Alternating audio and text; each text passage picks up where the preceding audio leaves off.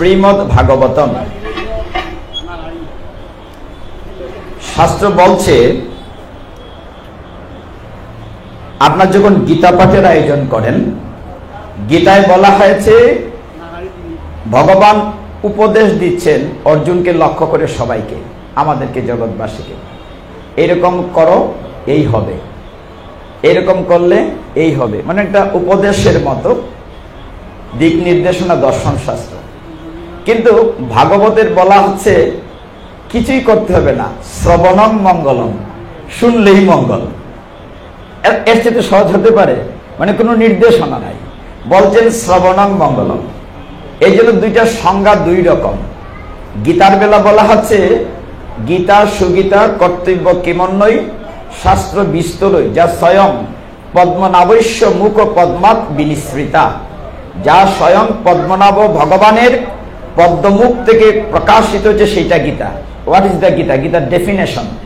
আর ভাগবতের বেলা বলা হয়েছে নিগম কল্পতর রসগলিত ফলম, মানে এমন একটি জ্ঞান বৃক্ষ, নিগম মানে জ্ঞান, এই গাছের ফলটি পেকে টুই টুম্বুর হয়েছে, মানে জিহ্বাতে লাগালেই স্বাদ লাগবে।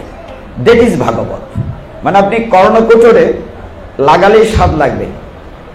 অবাক হওয়ার কিচ্ছু নেই, কান দিয়েও খাওয়া যায়। কান দিয়ে কেমন করে খাওয়া যায় একটি উদাহরণ দিলে বুঝতে পারবেন। সর্বাঙ্গ দিয়েই খাওয়া যায়, আমরা শুধু মুখ দিয়ে খাই, সেটা ঠিক না। আপনারা দেখছেন জয় গীতা চ্যানেল। শলাকয়া চক্ষুরুন্মিলিতং येन তস্मै শ্রী গুরুবে নমঃ। হে কৃষ্ণ করুণা সিন্ধু দীনবন্ধু জগৎপতে গোপেশ গোপিকাকান্ত রাধাকান্ত নমস্তুতে। তপ্ত কাঞ্চন গৌরাঙ্গী রাধে বৃন্দাবনেশ্বরী বৃষভানুসুতে দেবী প্রণমামি হরি প্রিয়ে। নম মহাবদান্নায় কৃষ্ণ প্রেম প্রদায়তে কৃষ্ণায় কৃষ্ণ চৈতন্য নাম্নে গৌরতীশে নম। নারায়ণং নমস্কৃত্য নরং চৈব নরোত্তমং দেবীং সরস্বতীং ব্যাসং ততো জয়মুদীরয়ে। নমঃ বিষ্ণুপাদায় কৃষ্ণ প্রেষ্ঠায় ভূতলে শ্রীমতে ভক্তি বেদান্ত স্বামিনীতে নামিনে। নমস্তে সরস্বতী দেবে গৌরবাণী প্রচারিণে নির্বিশেষ শূন্যবাদী পাশ্চাত্য দেশ তারিণে। বাঞ্ছাকল্পতরুভ্যশ্চ কৃপা সিন্ধুভ্যেব চ পতিতানাং পাবনেভ্যো বৈষ্ণবেভ্যো নমো নমঃ। আমরা কৃপা করে হাত তুলি। জয় শ্রী কৃষ্ণ চৈতন্য প্রভু নিত্যানন্দ, শ্রী অদ্বৈত গদাধর শ্রীবাসাদি গৌর ভক্ত বৃন্দ। হরে কৃষ্ণ কৃষ্ণ কৃষ্ণ হরে হরে, হরে রাম রাম রাম হরে হরে। হরিম তৎসৎ। এই ফ্যানটার যদি বেশি আওয়াজ করে মনে করেন, ফ্যানটা পিছিয়ে দেন, আর একটু দূরে নিয়ে যান।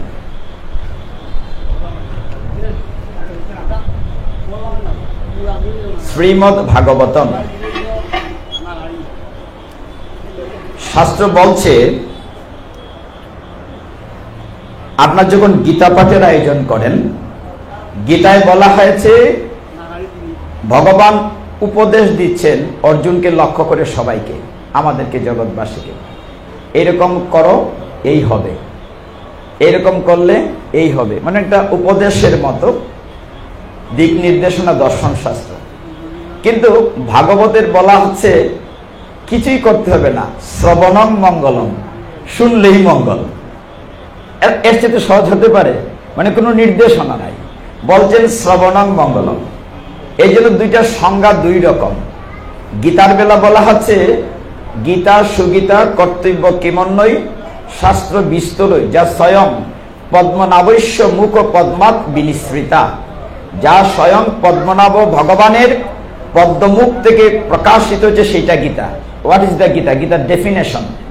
আর ভাগবতের বেলা বলা হয়েছে নিগম কল্পতর রসগলিত ফলম, মানে এমন একটি জ্ঞান বৃক্ষ, নিগম মানে জ্ঞান, এই গাছের ফলটি প্যাকেট টুই টুম্বুর হয়েছে, মানে জিহ্বাতে লাগালেই স্বাদ লাগবে। দ্যাট ইজ ভাগবত। মানে আপনি কর্ণকোটরে লাগালেই স্বাদ লাগবে। অবাক হওয়ার কিচ্ছু নেই, কান দিয়েও খাওয়া যায়। কান দিয়ে কেমন করে খাওয়া যায় একটি উদাহরণ দিলে বুঝতে পারবেন। সর্বাঙ্গ দিয়েই খাওয়া যায়, আমরা শুধু মুখ দিয়ে খাই সেটা ঠিক না। যেমন হয়তো কোথাও দেখলেন ছোট্ট একটি শিশু, দেখলেন বাহ শিশুটির চেহারাটা কি মিষ্টি, তাহলে আমরা এই মিষ্টিটা কি জিহ্বা দিয়ে খেলাম, চোখ দিয়ে খেলাম। গান শুনে বললাম বাহ এই মাতাজির কণ্ঠ কত মিষ্টি, এই মিষ্টিটা কিন্তু জিহ্বা দিয়ে খেলাম না, কান দিয়ে খেলাম। এই যে সে ভক্তদের আলিঙ্গন করলাম, দেহ স্পর্শ করলাম, পবিত্র অঙ্গ, আহ আপনার ত্বকের মিষ্টত্ব আমি অনুভব করলাম। আমি ত্বক দিয়ে, আমি পঞ্চ ইন্দ্রিয় দিয়েও স্বাদ গ্রহণ করতে পারি। কাজে যে শুধু জিহ্বা দিয়ে খেতে এমন কোনো কথা না, বিভিন্নভাবেই খাওয়া যায়। তো আমরা শুধুমাত্র আপনাদেরকে বিরক্ত করব না, তবে মামার বাড়ির একটা আবদার রেখে বসি। আমি হবিগঞ্জ থেকে এসেছি, সকলেই জেনেছেন। বৃহত্তর সিলেট শ্রীহট্ট কলিযুগ পাবনবতার শ্রীমন মহাপ্রভুর অধিকাংশ পার্শ্বদরা এই জায়গাতে আছেন, আবির্ভূত হয়েছেন। আমরা ছোটবেলা থেকেই ময় মুরব্বীর একটা কথা বলতেন, শুনতাম। জানি না এখানে কথাটি প্রচলিত আছে কিনা। এরকম বলতো, অবাইটা মামার বাড়ির আবদার পাইছ নি, হইতো না বন্ধু, মামার বাড়ির। একটা মামার বাড়ির আবদার কথা বলে ঢুকি। কলিযুগ পাবনবতার শ্রীমন মহাপ্রভু, আপনারা সকলেই হয়তো জানেন যে ঢাকা দক্ষিণ মিশ্রবাড়ি আদি নিবাস, কিন্তু মহাপ্রভুর মামার বাড়ি কোথায়? হবিগঞ্জ, বাহুবল, মিরপুর, সচিঅঙ্গন। আমি যেহেতু হবিগঞ্জ থেকে এসেছি, অতএব মহাপ্রভুর মামার বাড়ি থেকে এসেছি। কাজে আমার ভুল ত্রুটি ক্ষমা করবেন, এটা আমার মামার বাড়ির আবদার। হরিবল। এর একটি উদাহরণ বলি। আমরা যখন দেশের বাইরে বিভিন্ন জায়গায় পাঠে যাই ভগবানের কথা বিতরণের জন্য, একবার এক জায়গায় গিয়েছি দেশের বাইরে, আপনাদের কৃপায় প্রায় বিদেশে 15-20-22টা দেশে যাওয়ার সুযোগ হয়েছে, লন্ডন, আমেরিকা সহ, জাপান, সুইডেন। একবার বিদেশে গিয়েছি, যখন একটা প্রোগ্রামে সকলেই জানলো আমরা বাংলাদেশ থেকে এসেছি। বাংলাদেশের প্রতি কিন্তু ভক্তি খুব বেশি বহির্বিশ্বের লোকের। যখন জানলো আমি বৃহত্তর সিলেট থেকে এসেছি, ও you have come from Sylhet, মহাপ্রভু ঢাকা দক্ষিণ, ওরকম করে জড়িয়ে ধরছে, মানে আলিঙ্গন, যে আপনি সিলেট থেকে এসেছেন। সিলেট ঠিক ওরকম উচ্চারণ করতে পারে না, মানে সিলেট থেকে এসে জড়িয়ে ধরেছে। আমি বললাম ঠেরো, মানে ওয়েট, সামথিং এহিট, আরো কিছু বলার আছে। বলে কি, আমি শুধু মহাপ্রভুর বাড়িতে আসি নাই, ঢাকা দক্ষিণ থেকে না, মহাপ্রভুর মামার বাড়ি একবারে সচিঅঙ্গন থেকে এসেছি। তা আগে না আঞ্জামাইটা ধরছি, যেই বসে মামার বাড়ি থেকে এসেছি, একটা সেপ্টা হয়ে গেছে। মানে এই যে মানে পবিত্র অঙ্গন থেকে। দুর্ভাগ্যটা এইখানে, আমরা হাজার হাজার টাকা খরচ করে নবদ্বীপ বৃন্দাবন যাই, কিন্তু আমাদের বাড়ির কাছে বাহুবল, মিরপুর মহাপ্রভুর মামার বাড়ি আছে, অনেকেই যাই না। এই কথাটি কেন জোর দিয়ে বলছি? সারা পৃথিবীতে শ্রীমন মহাপ্রভুর 2 রকম বিগ্রহ আপনারা দেখবেন, হয় এরকম হাত উপর দিকে অথবা নিচের দিকে, হয় নেড়া মাথা আর নয় ঝাঁকড়া চুল। কিন্তু মিরপুর সচিঅঙ্গনে এমন একটি বিগ্রহ আছে পৃথিবীর কোথাও নাই। সচিমার কুলে নিমাই, যারা দেখেছেন সচিমায়ের কুলে নিমাই, এরকম বিগ্রহ পৃথিবীর কোথাও নাই। আমরা কিন্তু সেখানে দেখতে চাই না। সেই মামার বাড়ি থেকে যেহেতু এসেই পড়েছি, আপনাদেরকে কিছুটা বিরক্ত করব। তো এখানে মাতাজিদের সংখ্যা তুলনামূলকভাবে খুব বেশি না, কিন্তু আমরা যত জায়গায় পাঠে যাই 8টা মাতাজিদের ভর্তি থাকে। তো যাই হোক, যারাই এসছেন তাদের সকলকে সাথে নিয়ে আমাকে হাত পা বেঁধে পুকুরে ফেলে দেওয়া হয়েছে। বলছে আপনি সাঁতার দিয়ে সাগর পার হন বা পুকুর পার হন। অর্থাৎ শ্রীমদ ভাগবতম পোড়াটাকে একদিনে 2 ঘন্টায় হজম করা, এটা চারটিখানি কথা না। আমি চেষ্টা করব একটু ইন্ডেক্স দিয়ে ঢুকে বুঝতে পারবেন। সামনে স্বয়ং ভগবান আছেন, আর ভগবানও স্বাধীন না। ভাগবতে দেখবেন একটু আলোচনায় ঢুকলে পড়ে ভগবান এক জায়গায় বলছেন, সবাই বলে আমি মুক্ত স্বাধীন, আমিও স্বাধীন না। তো তুমি স্বাধীন না, কে বলছে? ভগবান বলছে আমি অধীন। কার অধীন? আমি ভক্তের অধীন। ভগবান কিন্তু স্বাধীন না, তিনি বলছেন ভক্তের অধীন। তো যাই হোক, তো ভক্তদের চরণধুলি নিয়ে শ্রীমদ্ ভাগবতম আমাদের দুটি গ্রন্থে শ্রীমত আছে। একটু ব্যাকগ্রাউন্ডে যাই, যেহেতু 2 ঘন্টা সময় পেয়েছি। তো শাস্ত্র বলছে আমাদের সনাতন ধর্মে 18টি পুরাণ আছে, আমরা সবাই জানি। ব্রহ্মবিবর্ত পুরাণ, ব্রহ্মাণ্ড পুরাণ, বিষ্ণু পুরাণ, গরুড় পুরাণ ইত্যাদি ইত্যাদি। তন্মধ্যে একটি পুরাণের নাম ভাগবত। ভাগবত কিন্তু একটি পুরাণ, তাকে আমরা বলি মহাপুরাণ কিংবা অমল পুরাণ। আমাদের দুটি নিত্যপাঠ্য গ্রন্থের মধ্যে 18টি পুরাণের মধ্যে মাত্র 2টি গ্রন্থে শ্রীমৎ আছে, আর কোথাও নাই। শ্রীমদ্ ভগবত গীতা, শ্রীমদ্ ভাগবতম। আর অন্য কোনো গ্রন্থে কিন্তু শ্রীমৎ নাই। তার মানে এই 2টা গ্রন্থকে খুব গুরুত্ব দেওয়া হয়েছে সনাতন শাস্ত্রে। এখন শ্রীমদ্ ভাগবতম আপনারা অন্যান্য বৎসর হয়তো 1 সপ্তাহ আয়োজন করেন। গত বৎসরের আগের বৎসর আমার আসার কথা ছিল, আনফরচুনেটলি আমি ভারত ছিলাম, আসতে পারিনি। আর গত বছর হয়তো রাষ্ট্রীয় পরিস্থিতি করোনার কারণে বিভিন্ন কারণে হয় নাই। এই বছর আবার আমার মতো নরাদমকে আহ্বান করেছেন। শ্রীমদ্ ভাগবতম একটি বিশাল বিষয়। গত 2 দিন কি আলোচনা হয়েছে আমি সেদিকে যাচ্ছি না, আমি জানিও না, যেহেতু নির্ধারিত করে ভাগ করা হয় নাই কে কোন থেকে আলোচনা করবেন। আমরা একটু ইন্ডেক্স দেখি, তাহলে বুঝতে পারবো এই ভাগবতে কি আছে।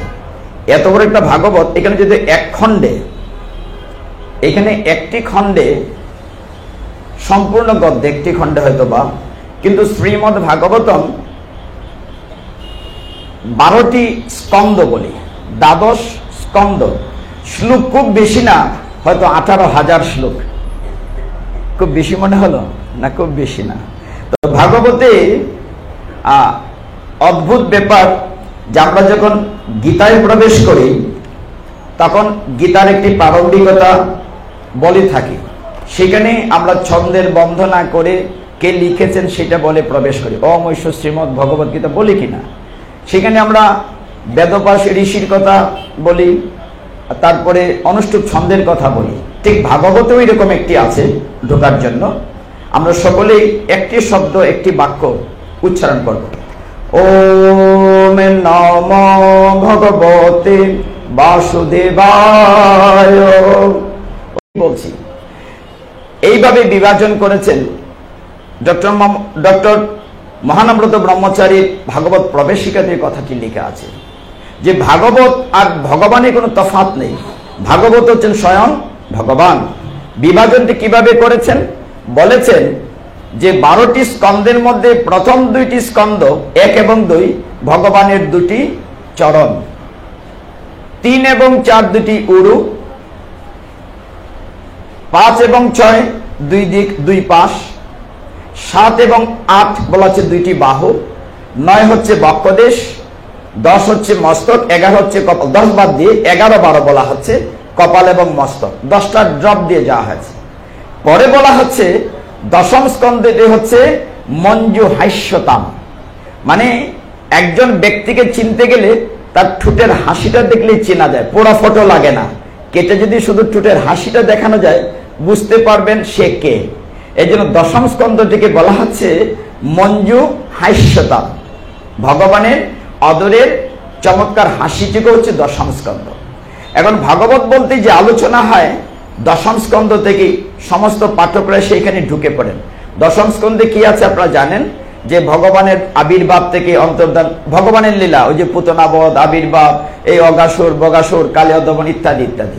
তাহলে বাকিগুলা কি ভাগবত না? পুরোটা নিয়ে আলোচনা করতে গেলে সপ্তাহ লাগে, কাজে আমি একটু সামারি শুধু ইন্ডেক্সটা বলছি। প্রথম স্কন্ধে ভাগবতের 19টি অধ্যায় আছে। সেখানে কি আছে? সেখানে মূলত মহর্ষি ব্যাসদেবের যে অতৃপ্ততা, প্রথম স্কন্ধে অতৃপ্ততা কি, তিনি অনেক রচনা করেছেন কিন্তু মনে শান্তি ছিল না। তিনি সরস্বতী নদীর তীরে ঘুরছিলেন, তখন দেখা হয়েছিল গুরুদেব নারদ মুনির সাথে। তখন জিজ্ঞাসা করেছিলেন যে তুমি শান্তি পাচ্ছ না কেন? বলে আমি শান্তি পাচ্ছি না, এত এত পুরাণ রচনা করেছে, তুমি যার নিয়ে সমস্ত বিশ্ব ব্রহ্মাণ্ড, ভগবানকে নিয়ে কিছু লিখেছ? বলে না, লিখি নাই। তা তুমি ভাগবত রচনা করো, মনের অতৃপ্ততা দূর হবে। এটা প্রথম স্কন্ধে আছে। প্রথম স্কন্ধে আরো আছে, সেটি হচ্ছে আপনারা জানেন যে পরীক্ষিত মহারাজের জন্ম, মাতৃগর্ভে অশ্বত্থামা কি করে আঘাত করেছিল। তারপরে মহাভারতের অনেকটা অংশ প্রথম স্কন্ধে আছে। অশ্বত্থামার কাহিনী, পরীক্ষিতের আরেকটি নাম হচ্ছে, আপনারা জানেন পরীক্ষিতের বেরিয়েছেন পরীক্ষিত, আরেক নাম হচ্ছে বিষ্ণু রাত। পরীক্ষিত মহারাজের নাম বিষ্ণু রাত। তারপরে এখানে কলির সাথে দেখা হয়েছিল। আমি এগুলো বলবো না কাহিনী, আমার সময় কোলাবে না, আমি এই দিকটা যা সূচিটা বলে যাচ্ছি। কলি কি করে প্রবেশ করেছিল, পরীক্ষিত মহারাজ কি করে সৌমিক ঋষিকে মরা সাপ গলায় দিয়েছিলেন, কি করে তার ছেলে শৃঙ্গিমুনি কর্তৃক অভিসম্পাদিত হয়েছিলেন, আয়ু আছে মাত্র 7 দিন। আচ্ছা বলেন তো, আমরা যারা আসরে আছি আমরা কি জানি আমাদের আয়ু কতদিন আছে? কেউ জানি? 7 দিন না 7 মিনিট 7 সেকেন্ড? আমরা যেখানে বসেছি এখান থেকে উঠতে পারবো তার নিশ্চয়তা কেউ দিতে পারি কিনা? এইটি তো আমার জীবনের শেষ কথা হতে পারে। অনেকে আমরা মনে করি যে আমি না হলে বোধহয় সংসার চলবে না। এটা ঠিক না। এখন যদি আমি শেষ কথা বলে আমার দেহ ত্যাগ করি, হয়তো পরিবার কিছুটা কান্নাকাটি করবে, কালকে আমি ফটো হয়ে যাব, সবকিছুই চলবে, কারোর জন্যই পৃথিবীতে কোনো কিছু আটকে থাকে না। এইগুলো হচ্ছে প্রথম স্কন্ধের কথা। দ্বিতীয় স্কন্ধে 10টি শ্লোক আছে, 10টি অধ্যায় আছে, খুব ছোট। সেখানে সৃষ্টির বর্ণনা আছে, কি করে বিশ্ব ব্রহ্মাণ্ড সৃষ্টি, কি করে ব্রহ্মা আসলেন। ভগবান গর্ভোদকশায়ী ভগবানের নাভি পদ্ম থেকে ব্রহ্মা আসলেন, অন্ধকার ঘোর অন্ধকার, চারদিকে তাকে দেখলেন ব্রহ্মা, কিচ্ছু নেই। হঠাৎ 2টি বর্ণ উচ্চারিত হলো, তপ। কি উচ্চারিত হলো? ত প। চারদিকে তাকালেন ব্রহ্মা, ডানে বামে সামনে পিছনে, এই জন্য ব্রহ্মার 4 মুখ হয়ে গেল চারদিক দেখতে। ওই পদ্ম নাভি নিচে গিয়েছিলেন। এটা অনেক লম্বা কাহিনী, আমি কাহিনী বলছি না, সূচিটা বলছি। দ্বিতীয় স্কন্ধে পাবেন এরকম তো ব্রহ্মার বৈকুণ্ঠ দর্শন, তারপরে পাবেন পরীক্ষিতের বিভিন্ন প্রশ্ন। এখন পরীক্ষিত মহারাজের সাথে গঙ্গা তীরে যখন সুখদেব গোস্বামীর দেখা হয়, প্রশ্ন কি করেছিলেন মনে আছে আপনাদের? কি করে ভাগবতটি এলো? প্রশ্ন করেছিলেন একজন মৃত্যু পথযাত্রীর করণীয় কি। তাহলে এই প্রশ্নটা আমাদের কিনা, আমরাও মৃত্যু পথে যাচ্ছি কিনা? না সকলে বাঁচবো, আমরা সকলে আমরা মৃত্যু পথের দিকে তো যাচ্ছি। তাহলে এই প্রশ্নটা পরীক্ষিত মহারাজ করেছেন মানে কি? আমাদের প্রশ্ন। সুখদেব গোস্বামী বলেছিলেন যে দেখো, তোমার গ্র্যান্ডফাদার মানে অর্জুন, অর্জুনের ছেলে অভিমন্যু, অভিমন্যুর ছেলে পরীক্ষিত, পরীক্ষিতের ছেলে জন্মেজয়, বলছিলেন যে তোমার দাদামশাই কুরুক্ষেত্রে যুদ্ধক্ষেত্রে ভগবানকে যে প্রশ্ন করেছিলেন তার চেয়ে উত্তম প্রশ্ন তুমি করেছো। তোমার গ্র্যান্ডফাদার ভগবানকে প্রশ্ন করেছিলেন আমার কর্তব্য কি, আমি কি যুদ্ধ করব না ফিরে যাব, কর্তব্য অকর্তব্য জানতে চেয়েছিলেন। আর তুমি প্রশ্ন করেছো একজন মৃত্যু পথযাত্রীর করণীয় কি। তোমার প্রশ্নটি গরীয়সী। সুখদেব গোস্বামী বলেছিলেন একজন মৃত্যু পথযাত্রী মানে আমাদের করণীয় হচ্ছে তিনটি করণীয়। কথাটা খেয়াল করেন, এটা আমাদের বেলাও সত্য। প্রথমটি হচ্ছে মৃত্যুকে ভয় না পাওয়া, দ্বিতীয়টি হচ্ছে অনাসক্তর অসিতার আসক্তি ছেদন করা, আর তৃতীয় হচ্ছে গোবিন্দের চরণে মন মজিয়ে রাখা। এই হচ্ছে একজন আমাদের কাজ। আমরা প্রত্যেকে মৃত্যু পথযাত্রী। এখানে অনেক সৃষ্টির রহস্য আছে দ্বিতীয় স্কন্ধে, যে ব্রহ্মা থেকে প্রথম চতুষ্কুমার আসলো কি করে, তারপর 10 জন মুনি আসলো, তারপরে বংশ পরম্পরা। তৃতীয় স্কন্ধে 33টা শ্লোক আছে। এখানে সৃষ্টি বিস্তারিত হয়েছে এবং সবচেয়ে বড় কথা, এই স্কন্ধে দিতির গর্ভে হিরণ্যকশিপু তৃতীয় স্কন্ধে জন্ম হয়েছে। আপনারা নিশ্চয়ই বুঝতে পেরেছেন আমি একটু একটু প্রত্যেকটা স্কন্ধ টাচ করে যাচ্ছি কেন। পুরা ভাগবত আমরা একদিনে শেষ করব, 1-2টা বিস্তারিত বলবো যে জায়গাটা আলোচনা হয় নাই গত 2 দিন, হয়তো আমি জানি না কি আলোচনা হয়েছে, কিন্তু পুরো ভাগবতটা আপনাদের ব্রেইনে ঢুকাতে চাচ্ছি। টোটাল ভাগবতে কি আছে? ভাগবত খালি কৃষ্ণ লীলা না, ভাগবতের সমস্ত বিশ্ব ব্রহ্মাণ্ডের কাহিনী আছে। তৃতীয় স্কন্ধে দিতির গর্ভধারণ, এখানে একটা শিক্ষণীয় বিষয় আছে, মায়েদের জন্য বিশেষ করে বলছি। আমাদের সনাতন শাস্ত্র আমাদের জীবন দর্শন কি শিক্ষা দেয়। দিতির হাজবেন্ড হচ্ছে কশ্যপ মুনি, ঠিক না? কশ্যপ মুনি। আপনারা একটু মনে রাখবেন, দিতির গর্ভে দৈত্য, অদিতির গর্ভে দেবতা, মানে দিতি অদিতি 2 জন স্ত্রী কশ্যপ মুনির। দিতির গর্ভে সব দৈত্যদের জন্ম হয়েছে, অদিতির গর্ভে সব দেবতাদের জন্ম হয়েছে। তো দিতি ত্রিসন্ধ্যা বেলা স্বামীর সঙ্গ কামনা করেছিলেন।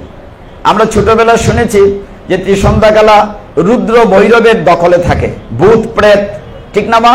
আমরা বলতাম না ছোটবেলা, এই বেটা ত্রিসন্ধ্যাকালা কিচ্ছু খাইস না, ত্রিসন্ধ্যাকালা ঘুমাইস না। এইগুলো আমরা মানি কিনা? হয়তো অনেকেই মানি না, আমরা বেশি আধুনিক হয়ে গেছি। ভাগবত কি শিক্ষা দিচ্ছে? দ্বিতীয় কশ্যপ মুনির সঙ্গ চাইলেন স্বামীর, তিনি বলেন না এখন এই সময়টাতে আমি তপস্যা করব, এখন না, পড়ে। কিন্তু আমাদের 6টা শত্রুর মধ্যে সবচেয়ে লিডার হচ্ছে কাম। কাম, ক্রোধ, লোভ, মোহ, মদ, মাৎসর্য। কামের তাড়নায় তাড়িত হয়ে দ্বিতীয় সঙ্গ চাইলেন, গর্ভধারণ হলো।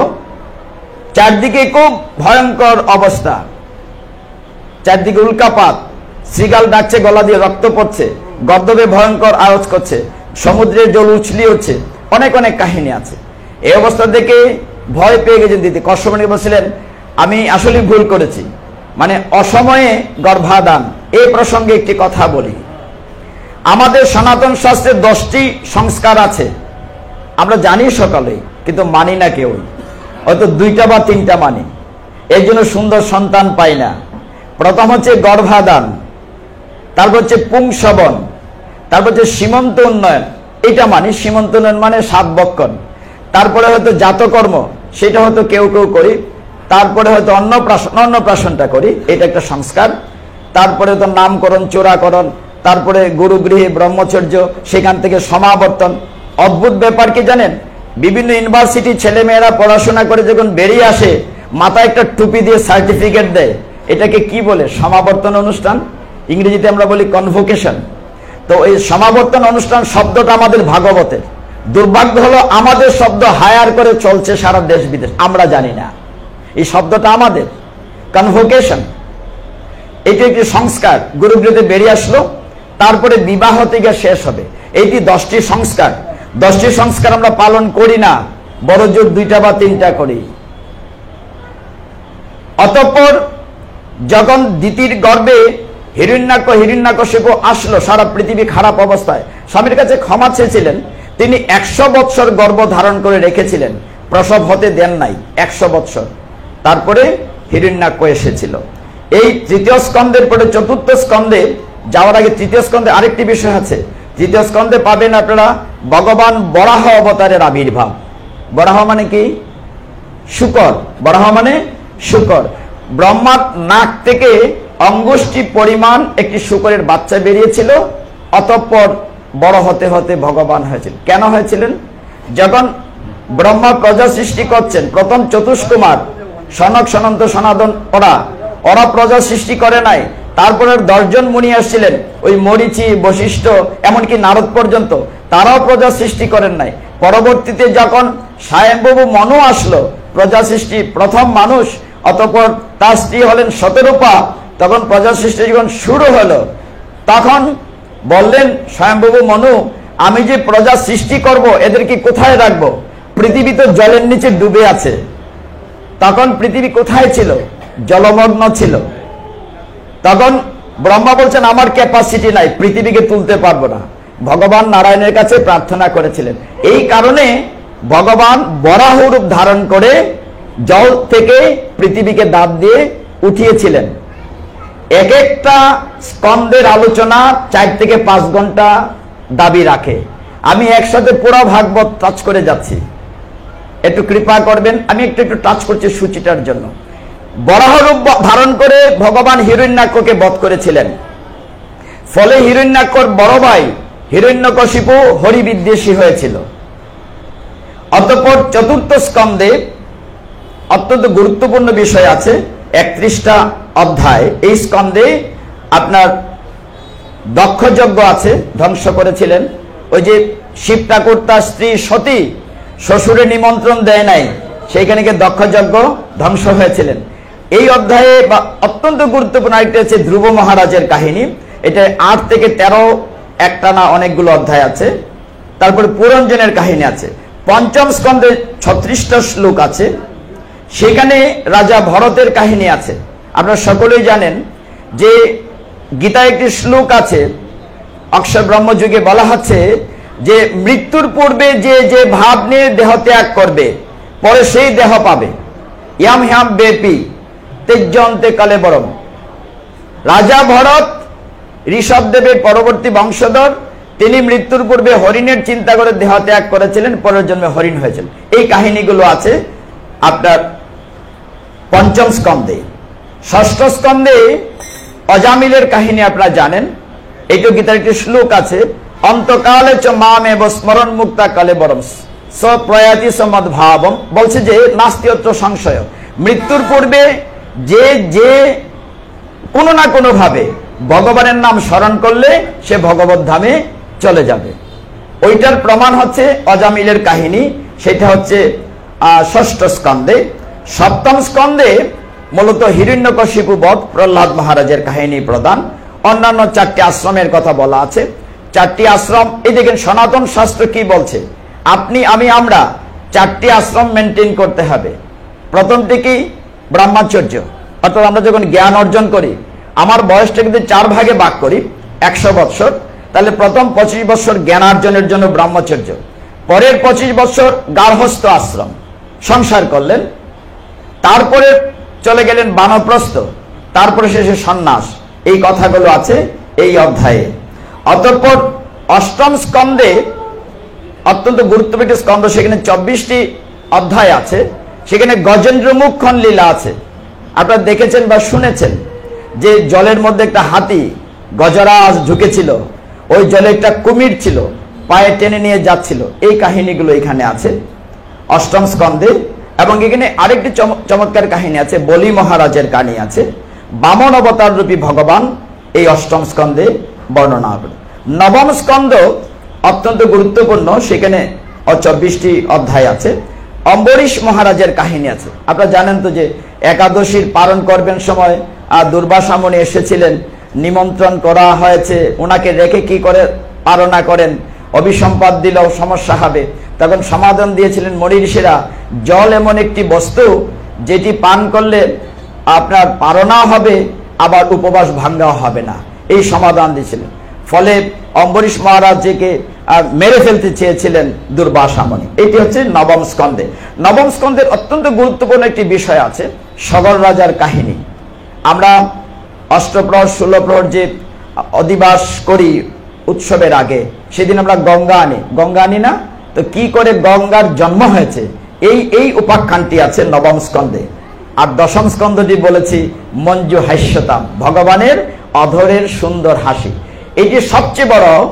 এখানে 2টি পার্ট আছে, পূর্বার্ধ উত্তরার্ধ, 2টা পার্টে মিলে 90খানা অধ্যায় আছে।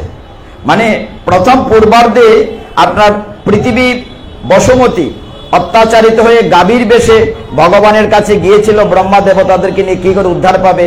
তখন ব্রহ্মার মাধ্যমে ভগবান বলেছিলেন আমি দাপর যুগে কৃষ্ণ রূপে আসবো, ইত্যাদি ইত্যাদি। এই কারণে ওই কৃষ্ণের আবির্ভাব থেকে আপনার পূর্বার্ধে একেবারে ভগবানের সদানে যাওয়ার পূর্ব মুহূর্ত পর্যন্ত, অর্থাৎ উদ্ধব সন্দেশ পর্যন্ত প্রথমার্ধে। শেষের দিকে দশম স্কন্ধে জরাসন্ধ বধ, তারপরে শিশুপাল বধ, এবং এটাতে অত্যন্ত গুরুত্বপূর্ণ 2টি অধ্যায় আছে।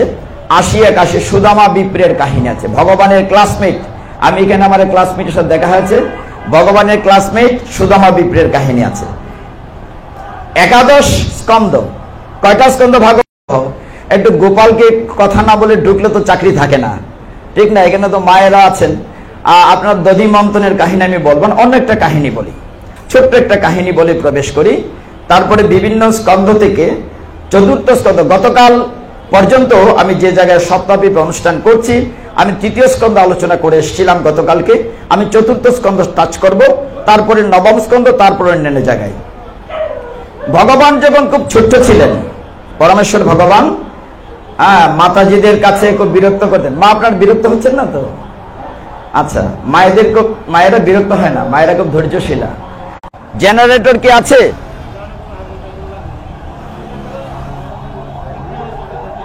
আছে না নাই? হরি বল, হরে কৃষ্ণ। আমরা উঠ বস করি না, মানসা দিমু আইতাছি তোমার দ্বারে।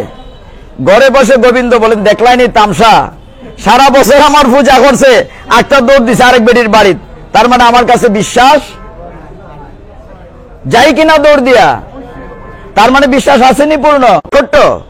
তোমরা মাখনকে উপরে শিকাতে রেখে দাও, ঝুলিয়ে রাখো, তাহলে তো নাগাল পাবে না। বলে না না, উপরে রাখেও হয় না। বলে কেন হয় না?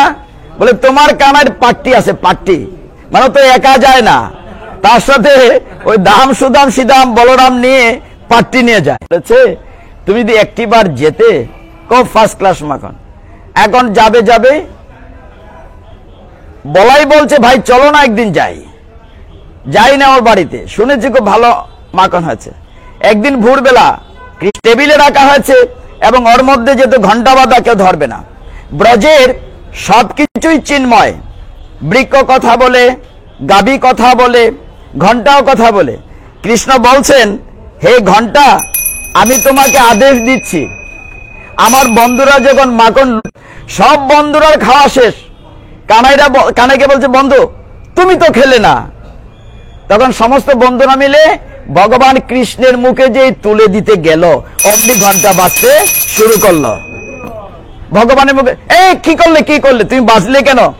ঘন্টা বলছে প্রভু তুমি তো অনাদিরাদি গোবিন্দ, এখন তোমার মুখে মাখন দিলে তো ভোগ নিবেদন করা হয়, ঘন্টা না বাজে কি ভোগ নিবেদন হয়? এখন আমার তো চাকরি রাখতে হবে। ফলাফল কি হলো? ঘন্টা বাজলো, ওই লুকিয়েছিল মাইজি চলে আসো, সবাই পালিয়ে গিয়েছে, কিন্তু কানাইকে কাপ করে ধরে ফেলেছে, চোট পাকাল লিয়া। হ্যাঁ, নন্দমাকালী বলে তার ছেলে চুরি করে না। নাকে আমরা তো কাকে করে কলসিতে করে জল নেই, ওরা মাথায় করে দুইটা তিনটা কলসি নিয়ে দৌড়াইয়া যায়।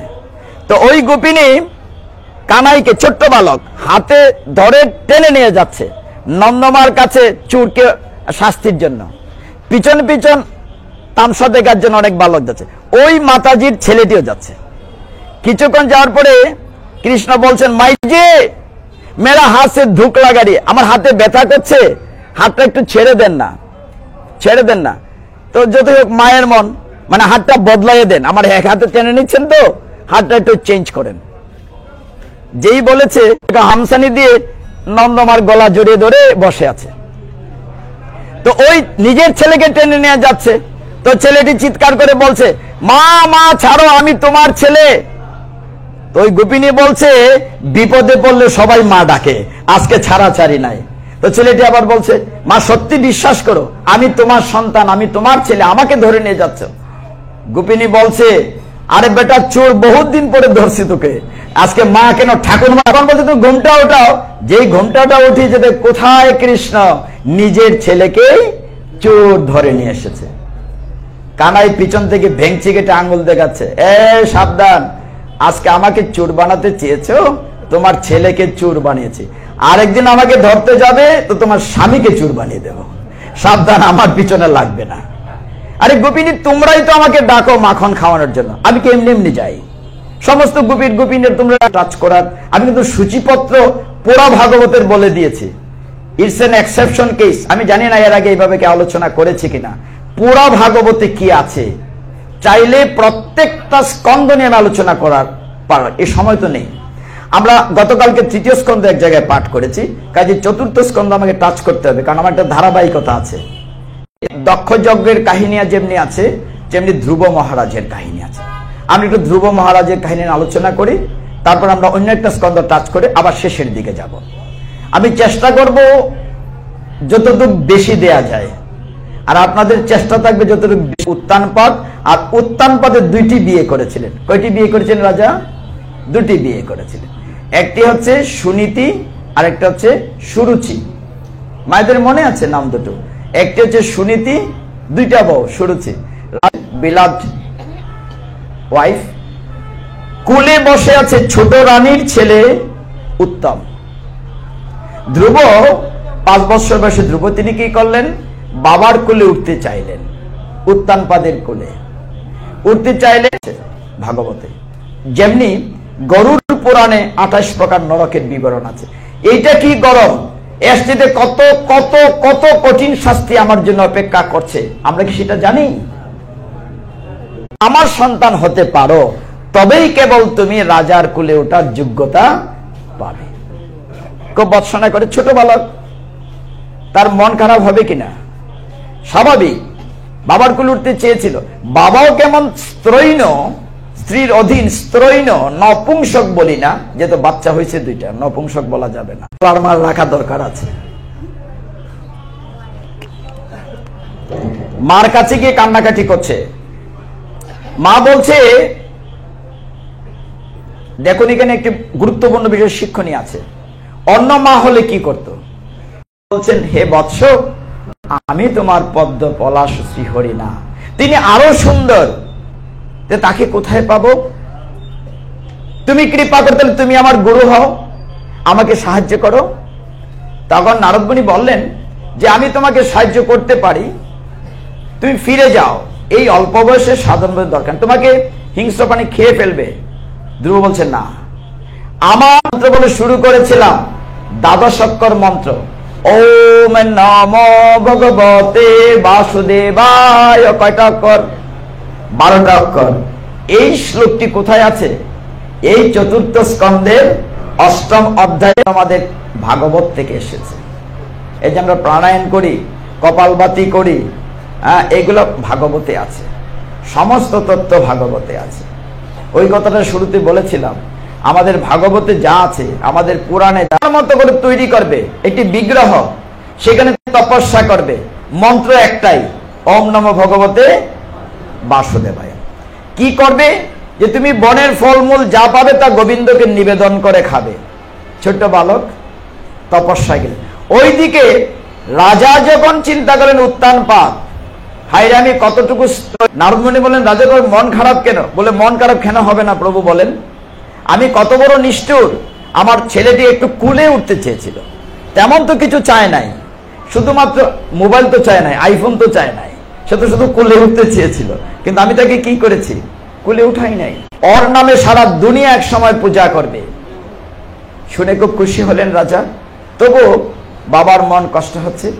ওইদিকে ধ্রুব মহারাজকে যেভাবে শিখিয়ে দিলেন তার গুরুদেব নারদ মুনি, তিনি প্রতিদিন 3 বার স্নান করে তপস্যা করেছেন মাত্র 6 মাস।